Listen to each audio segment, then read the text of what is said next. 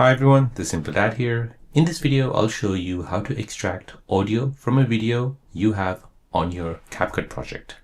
So if you have a video where it has audio and you want to just extract the audio, so let me show you how to do this. So first you want to go ahead and open up your Play Store or your App Store, search for CapCut and make sure that's been updated to the latest version. Once updated, go ahead and open the app.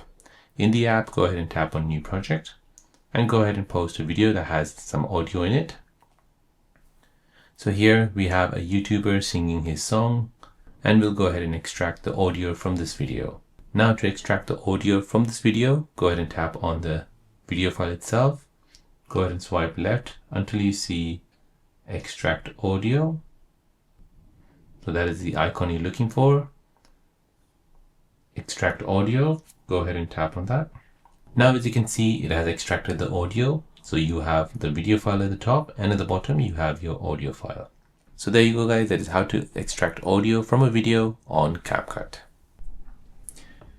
If you're new on the channel and you want to find out more about your iPhone, your Android phone, or any other social media apps, then don't forget to subscribe to this channel to become a part of the Simple Dad community. Hit the like button if you find this video useful.